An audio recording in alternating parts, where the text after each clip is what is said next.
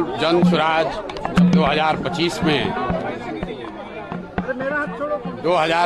में जन स्वराज 243 सीट लड़ रहा है। उसमें कम से कम 40 महिला उम्मीदवार जन स्वराज की ओर से खड़ी की जाएंगी। दूसरी बात हमने ये भी कही कि 5 वर्ष का और समय मिला। 2030 में कम से कम 70 से 80 महिलाओं को जन स्वराज के प्लेटफॉर्म से प्रशिक्षित करके उनके पीछे अपनी ताकत, बुद्धि, शक्ति, व्यवस्था लगाकर उनको नेत्री बनाने का जो अभियान है वो शुरू किया है।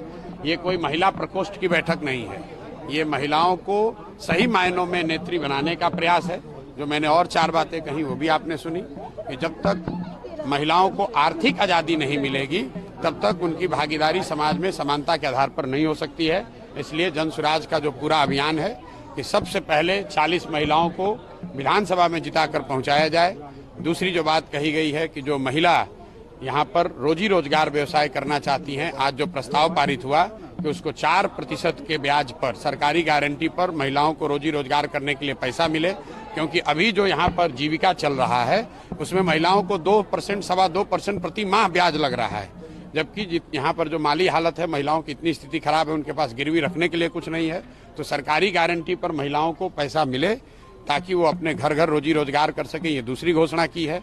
तीसरी घोषणा जो सबसे महत्वपूर्ण है, जो गांव गांव से करते आए हैं कि 2025 में जब जनता की सरकार बनेगी, जन स्वराज की सरकार बनेगी, तो साल भर के अंदर बिहार से किसी भी बच्चे को, किसी के बेटे, किसी के पति, किसी के बाबूजी, भाई भतीजा को मजबूरी में 10-12 हजार रुपए के रोजी रोजगार के लिए बिहार छोड़कर जाना नहीं पड़ेगा। इसका पूरा ब्लूप्रिंट हमने जारी किया है।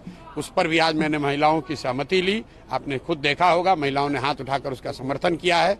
और अंतिम और बात जो हमने आज यहाँ कही है कि अगली बार जब आप वोट दीजिए तो वो नेताओं को देखकर नहीं, नेताओं के बच्चों के लिए नहीं, अपने बच्चों के लिए वोट दीजिए। और उस पर सारी महिलाओं ने खड़े होकर उसका समर्थन किया।